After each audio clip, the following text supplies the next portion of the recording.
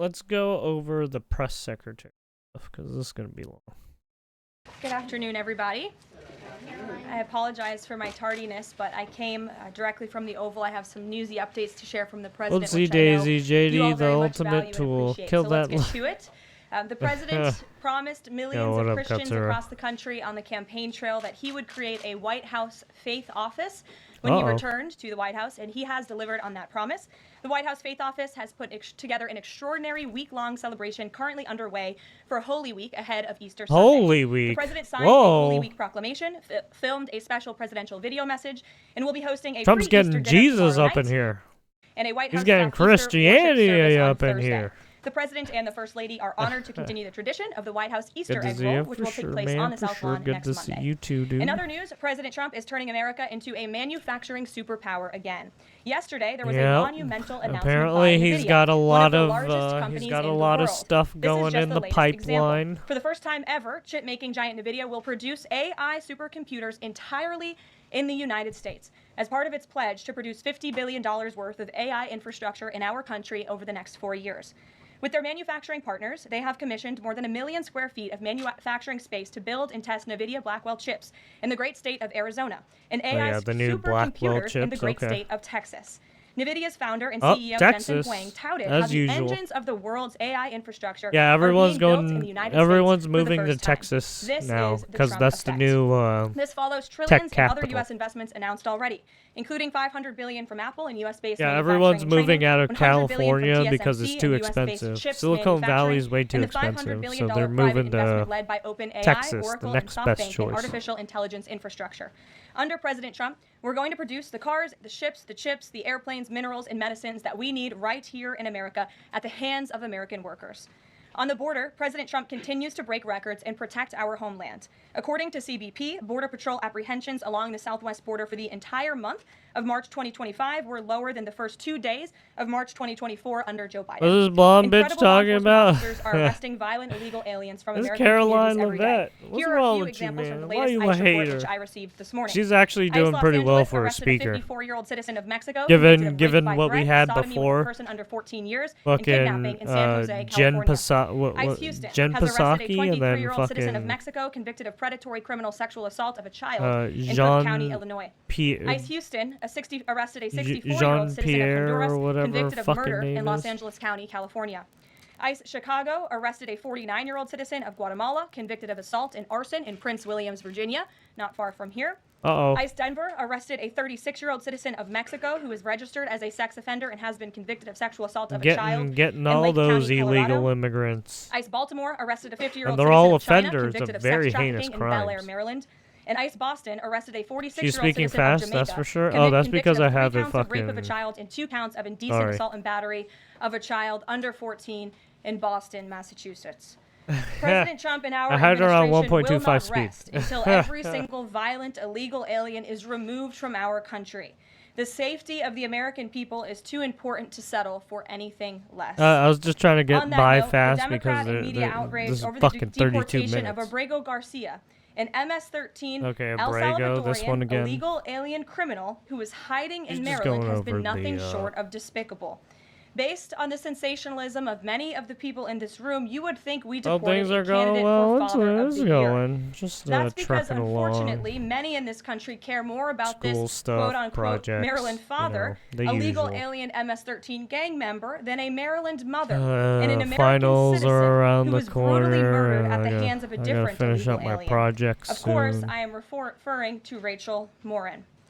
And if you didn't see yesterday, a Maryland jury found illegal alien Victor Antonio Martinez Hernandez guilty of murdering Rachel Morin in August of 2023. She was a 37-year-old mother of 5 who was jogging in an otherwise safe community northeast of Baltimore when this monster ambushed, strangled, and beat her to death before stuffing her brutalized body in a tunnel drain. The Morin family finally got justice yesterday, but they will never get Rachel back. Our hearts go out to Rachel's family, her 5 children, and her mother, Patty, who has suffered the unimaginable loss of her daughter. In case you missed it last week, President Trump signed a national security presidential memorandum directing federal agencies administering federal land on the border to make land available to the Defense Department in a new national defense area. This followed the president's Day 1 executive order committing his administration to marshal all available resources and authorities to stop the unprecedented flood of illegal aliens into our country and to obtain complete operational control of the borders of the United States of America. Once again, the president is fulfilling another key promise. This new national defense area spans more than 170 miles across our border in New Mexico. But in the coming weeks, this administration will add more than 90 miles in the state of Texas. This national defense area will enhance our ability to detect, interdict, and prosecute the illegal aliens, criminal gangs, and terrorists who were able to invade our country without consequence for the past 4 years under the Biden administration.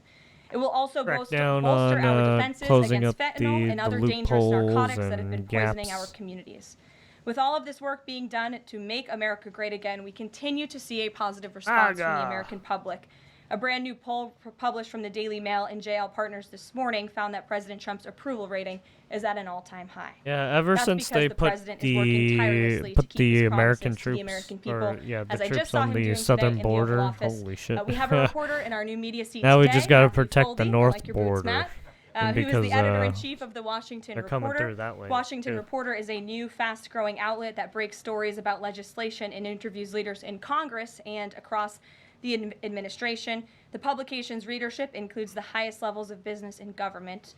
And with that, please kick us off, Matt. And we've interviewed you. So, Karoline, thanks so much for interview time. Questions and answers. And the millions of Americans who I think appreciate what you're doing with the new media seat here and making this a more accessible briefing room. I'm curious with Harvard. We saw the Trump administration today announced it's cutting around $2 billion, or freezing $2 billion in funds to Harvard because the campus has serious problems with violence and anti-Semitism. Board of Education and the funding of some of these schools doing some shady shit. I'm curious, where does the administration see this going with Harvard taking away and some of their federal colleges funding? And universities in America that are refusing to reform in wake of the sort of craziness that we've seen take over some of them. Beautiful, beautiful. Thank you, Matt, for being here. Take and it thanks all. For the question. When it comes to Harvard, the president's position on this is grounded in common sense. In the basic principle that Jewish American students disrupt everything should not be illegally harassed and targeted on our nation's college campuses. And we unfortunately saw that illegal discrimination take place on the campus of Harvard. There are countless examples to prove it, particularly with the stunning confession by then Harvard President Claudine Gay, who said that bullying and harassment depended on the context. The president at the time made it clear to the Sorry, dependent on the context, brother. There's no bullying is not good, period. It's just bad. It you hurt people's self-esteem and their way to grow as a human being. You don't do that. The American public, he was not going to tolerate illegal harassment and anti-Semitism taking place in violations of federal law. So the president made it clear to Harvard, follow federal law, no longer break Title VI, which was passed by Congress. It seems like you're trying to be an aggressor to them. And discriminated against on the basis of race. And you will receive federal funding. Unfortunately, Harvard has not taken the president or the administration's demands seriously. All the president is asking, don't break federal law, and then you can have your federal funding. I think the president is also begging a good question. More than $2 billion out the door to Harvard when they have a more than $50 billion endowment. Why are the American taxpayers subsidizing a university that has billions of dollars in the bank already? Yeah, they have so much money already. Where such grave anti-Semitism exists. And I'm curious, you had just mentioned Rachel Warren, and I'm a Maryland man, and I think most Marylanders appreciate what you were saying today.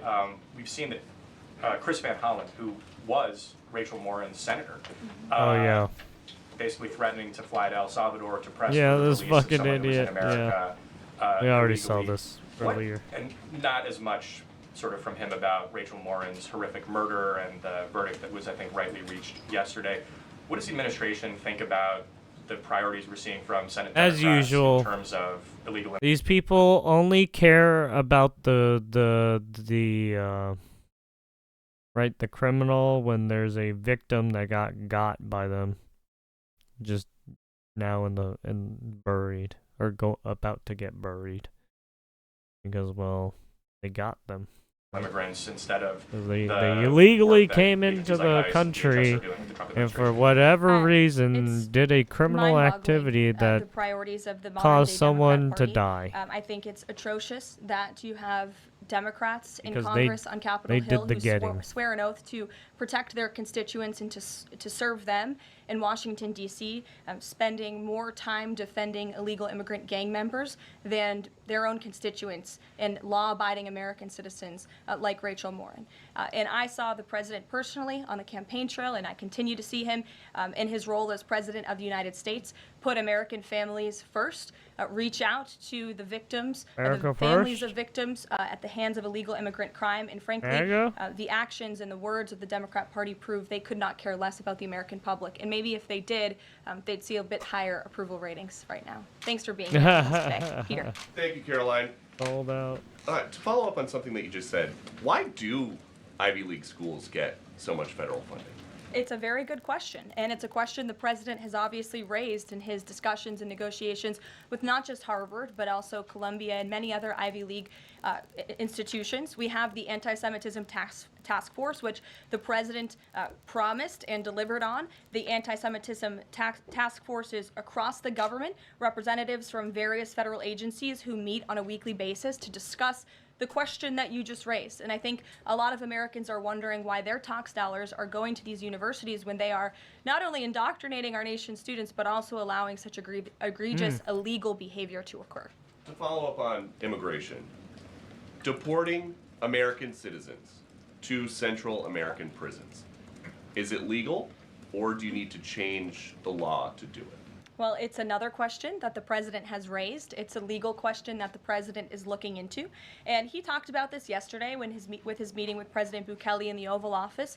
He would only consider this, if legal, for Americans who are the most violent, egregious, repeat offenders of crime who nobody in this room wants living in their communities. And then there's this CHNV thing. President Biden let more than 530,000 people from Cuba, Haiti, Nicaragua, Venezuela into the U.S. with this CHNV program. He did it with the stroke of a pen. And now a judge will not let President Trump undo it with the stroke of a pen. So are you guys going to give all 530,000 plus people individual deportation hearings, or are you just going to try to deport them?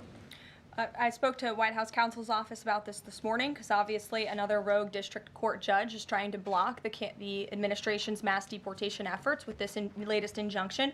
We will fight this in the court of law, and we will ensure that every individual who illegally entered our country and was really taken advantage of by it is weird how they're trying to do this, right? They allowed Biden to do it so easily, but they're now trying to stop Trump. Status, as they said, for these illegal we already immigrants. know what you guys and are they doing. completely abused our legal system. Many of these paroled individuals were then given temporary protective status, which the intention of that TPS was only supposed to be used in times of war or storm or destruction in the home countries of these migrants. It was completely abused.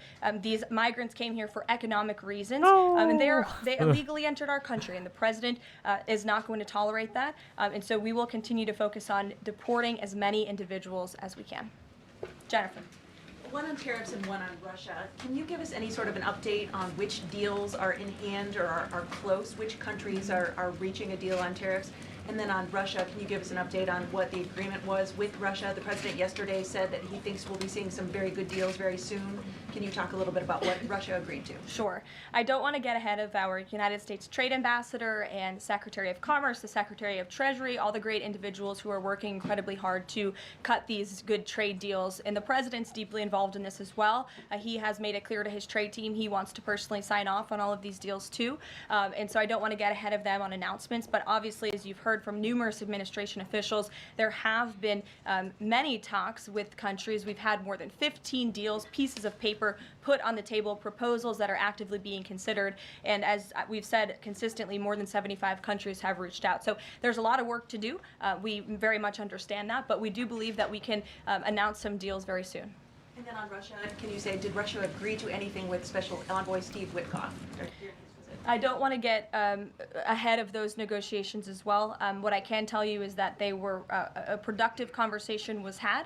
As the presidential envoy Steve Witkoff said last night, he believes that Russia wants to end this war, and the president believes that as well. There is incentive for Russia to end this war, and perhaps that could be economic partnerships with the United States, but we need to see a ceasefire first, and the president and the presidential envoy Witkoff made that very clear to the Russians. Gabe. Thank you, Caroline. And Yeah. I also want to thank your press office for releasing that information that you cited up there regarding the ICE arrests over the last couple of days. And I have them right here, but what I might ask is, why not release the same information for those who were deported to El Salvador? Well, first of all, that information was released by the Department of Homeland Security. The individuals on the flights to El Salvador are foreign terrorists, and those are counterterrorism operations. They are much different than the arrests and final order of removals that you see on a day-to-day basis that law enforcement agents are conducting around the country. That information was not, to that detail, was not released by DHS, though. I just told you the reason. It was a counterterrorism operation, a deportation of foreign terrorists, not illegal criminals who have been convicted of heinous crimes living in our American communities. Two different things. Foreign terrorist, illegal immigrant criminal, two different things, two different definitions. You should look them up. Christian. Good call. Thanks, Karoline. Does the president support raising the corporate tax rate to pay for all these other tax cuts he wants to see move through Congress? Look, I've seen this idea proposed. I've heard this idea discussed, but I don't believe the president has made a determination on whether he supports it or not. And then secondly, do you have any information on the status of Eden Alexander? Hamas says they lost contact with the unit guarding him following an Israeli airstrike earlier today. I don't have updates. I have not seen that report, but I can certainly check in with our National Security Council. I have spoken to the president about Eden Alexander, and he's made it very clear to our national security team that finding him is a priority, but unfortunately I don't have any updates to share. But it's a very important matter, and certainly we can check in. Sure. Hi.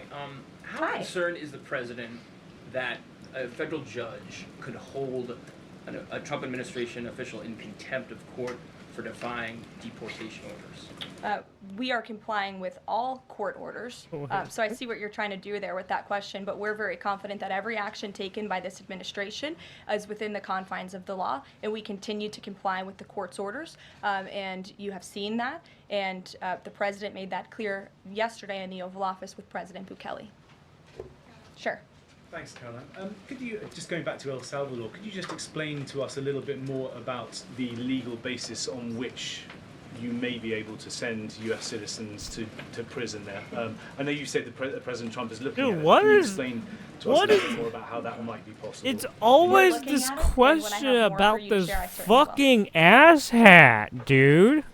Still going off Why El the Salvador fuck do questions. you care Yesterday, about the this Oval Office, fucking weirdo? Administration officials made it very clear that El Salvador is responsible Holy for Mr. shit, Brady ask Garcia, something and El else. Salvador's president said we're not going to Ask do anything about with the him. So my fucking question north is, who is border. responsible for this man and where he's I going don't to know. go? Ask about the ice. First of all, I don't President fucking Bukele ask said that he is anything not else, but going not to smuggle a fucking foreign terrorist this. back into the United States of America, Holy as fuck. many in this room in the Democrat Party seemingly want him to do. Abrego Garcia was a foreign terrorist. He is an MS-13 gang member. Like, they he was keep engaged asking in the human same trafficking. fucking He question. illegally came into our country. Asking it like And so three different ways, deporting and him it's back like to El three different Salvador was fucking always going to be journalists. the And end it's like, result. dude, There fuck is never out of going here. to You be a guys are world in such which this is an fucking individual who's going to asshats. live a peaceful life in Maryland because he is a foreign terrorist and a MS-13 gang Hope member. you all Not get only have fucking we pegged confirmed by a that, goddamn President pike. Bukele yesterday in the Oval Office confirmed that as well. So he went back to his home country where he will face consequences for his gang affiliation and his engagement in human trafficking. I'm not sure what is so difficult about this for everyone in the media to understand. No, and it's like- appalling, truly appalling, that there has been Yeah, it's so fucking weird. Because they keep asking the same fucking question. Almost every week. Every day for the last couple weeks. And it's just like, dude, they keep telling you the same fucking thing over and over. Like, holy shit, you guys are just fucking mind-numbingly retarded or something. so much time covering this alleged human trafficker and this gang member, MS-13 gang member. It's truly striking to me. Yeah, it is. It's fucking The president was posting on insane. Truth Social today about helping They could American ask farmers. And last week any in his cabinet fucking meeting, he was question talking they wanted, about but a they're plan asking these to fucking work with questions farmers pertaining to retain this workers who are fucking in the weird US fucking illegally, asshat. provided that they leave and then come back. Who's a He said that goddamn would be a legal criminal. process. Can you give details on what that would look like? How many workers he's talking about? How long a plan like that would take to implement, and the timeline for more details on getting this actually to implementation? I can check in with our immigration and our policy team and get you some more details on that, Karen. Oh, so dude, they keep asking for like immigration policy details, like constantly. And he wants to roll out soon. I mean, he was talking back and forth with Secretary Rollins. Right. This is kind of imminent that he wants to do this. Yeah, look, the president is in constant communication with all of his cabinet secretaries, particularly Secretary Rollins, who has the backs of American farmers and ranchers. It's something that he spoke about with her in the front of all the cameras in the cabinet room, but I'll check in with not only our immigration team, but also with USDA, and we'll get you an answer. Jonathan. Hi, Caroline. Hi, it's good to see you in here. You too. The president has long said that it would be an abuse of power for a president to direct prosecutors to investigate him. Last week, President Trump explicitly directed the Justice Department to scrutinize Chris Krebs to see if it can find any evidence of criminal wrongdoing. How is that not an abuse of power to direct the Justice Department to look into an individual, a named individual? Look, the president signed that executive order. It's the position of the president in this That's White funny House. That's because you had Biden do the same thing against Trump. You had a January 6th committee made out of fucking thin air tried to target Trump. And then tried to target all the politicians who were supposedly part of January 6th. Like what?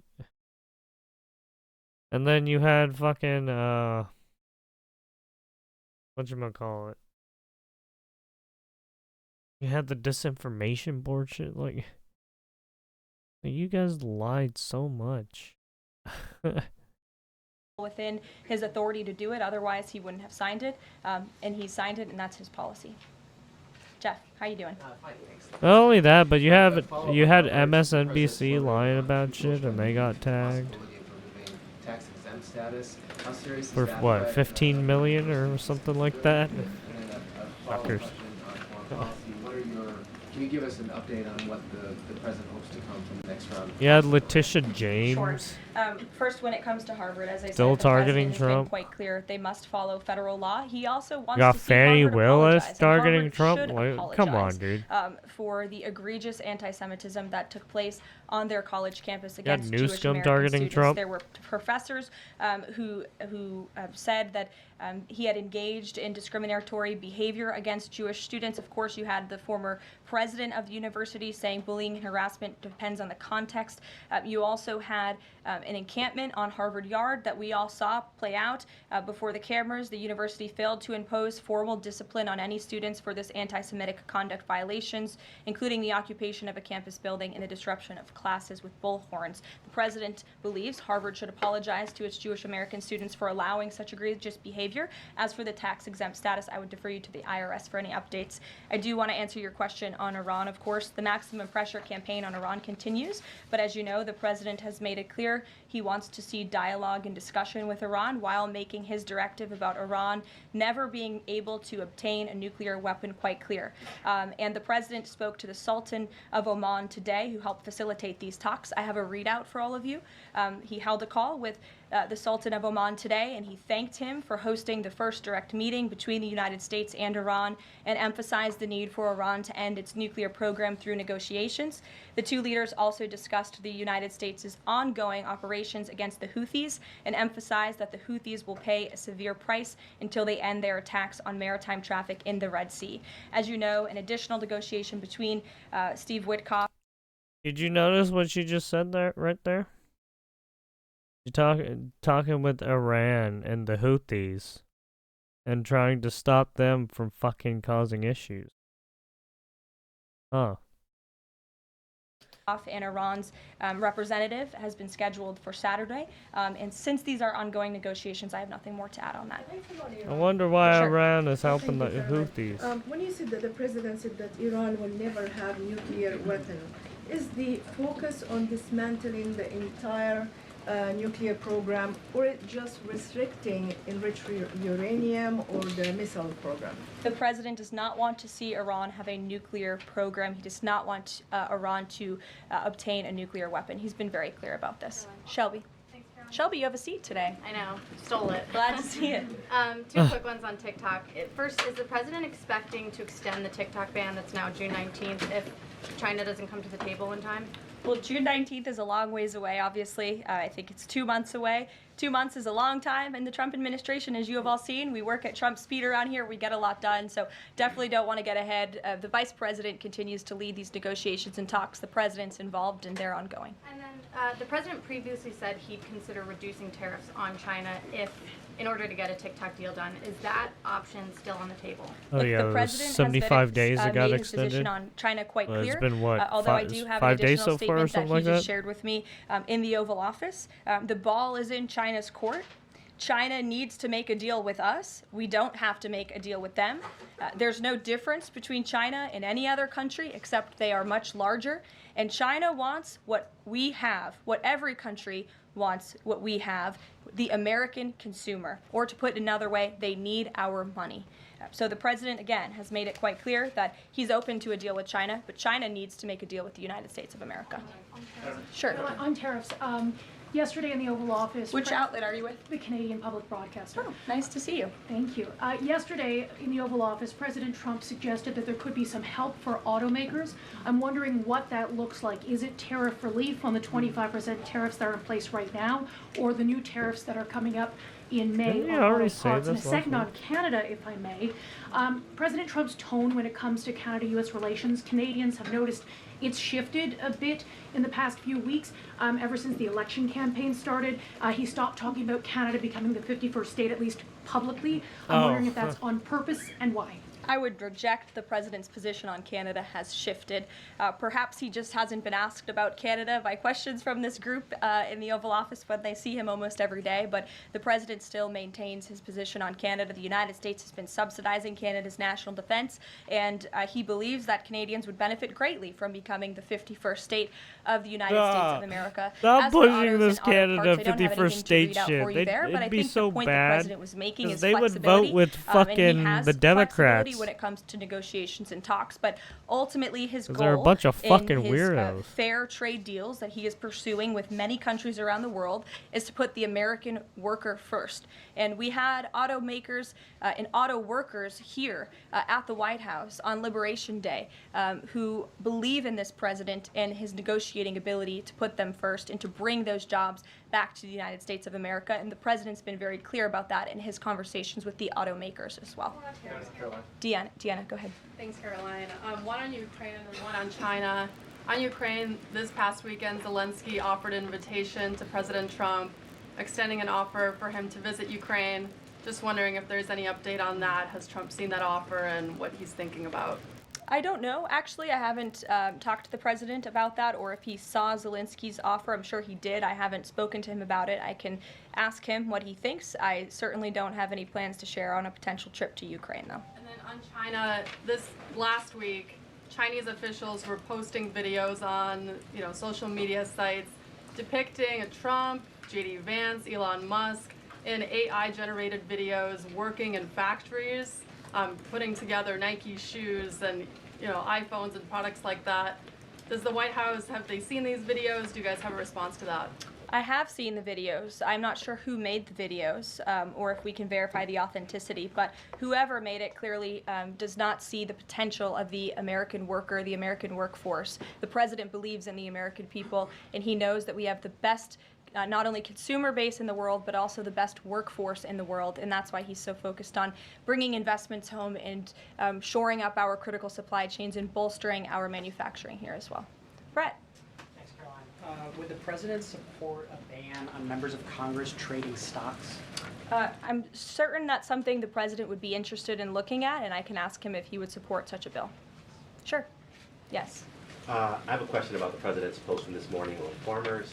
He asked farmers to be patient and just hold on. But a lot of farmers that I've talked to in the last week or so have said, you know, they're in the middle Some of these spring questions are planting kind of like season, and that a whatever. trade war makes everything sort of up in the air. What would his message to them be? And also, is there anything specifically planned to provide relief like in President Trump's last term? Yes, well, relief is being considered. The Secretary of Agriculture, I know, has spoken to the president about that, and again, it's being considered. And as for the president's message to the farmers, he put it out himself. He could speak for himself much better than I can speak for him, and so I would just direct you to the statement he had telling the farmers again and reiterating his support for them and that he has their backs, which he certainly does. Kelly, in the back. Thanks, Caroline. Two questions. The first one, a Georgia man was just arrested over alleged threats to kill Director of National Intelligence Tulsi Gabbard. Reportedly, there is now increased security around the FBI deputy director. Can you talk about the level of threats against various administration officials? And then Oh shit, that's been happening now? I'm sorry to hear that. I had not seen that report. It's very unfortunately, and obviously the White House, the president, and the entire administration condemn any threats of violence against any administration officials or public officials on both sides of the aisle here in Washington, D.C. It shouldn't be tolerated, and we commend the local law enforcement agencies for arresting this individual. Former President Biden, he's set to deliver his first major speech since leaving office tonight. He plans to talk about what we'll watch that. the Social Security under the current administration, closing of offices, longer wait times, harder for seniors and people with disabilities to access earned benefits is what Democrats have been saying today.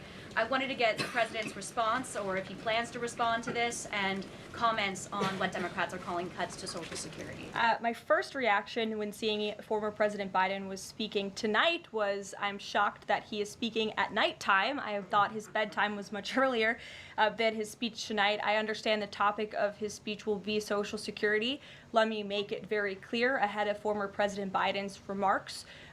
President Trump, is absolutely certain about protecting Social Security benefits for law-abiding, tax-paying American citizens and seniors who have paid into this program. He will always protect that program. He campaigned on it, he protected it in his first term, and he's back again to continue protecting it. On the topic of Social Security, I have some news before I let you all go. Later this afternoon, the president will be signing a presidential memorandum aimed at stopping illegal aliens and other ineligible people from obtaining Social Security Act benefits. Yeah, I saw this the earlier. memorandum will direct the administration to ensure ineligible aliens are not receiving funds from the Social Security Act programs. It will expand the Social Security Administration's fraud prosecutor program to at least 50 U.S. attorney offices and establishes a Medicare and Medicaid fraud prosecution program in 15 U.S. attorney offices. The memorandum will also require the Social Security Administration Inspector General to investigate earning reports for individuals aged 100 or older with mismatched Social Security records to combat identity theft. And the memorandum will direct the Social Security Administration to consider whether to reinstate the use of civil monetary penalties against individuals who engage in Social Security fraud, an effort that has been paused for several years. These taxpayer-funded benefits should be only for eligible taxpayers. And President Biden should think about what he did in his last term, which is allow a judge tens granted of the millions request of to illegal lower the people bond for into a our North Texas. country, many of whom were fraudulently receiving these benefits. So you'll hear from the president on that later, and we will see you later in the East Room. Bye, guys. There it goes. There it is. As you can tell, the some of the journalists are insufferable as ever. They keep asking the same fucking question again, even though they've been getting, the same answer fucking week by week. Right? They literally ask it every fucking day ever since it happened. Fuck, dude, get the fuck out.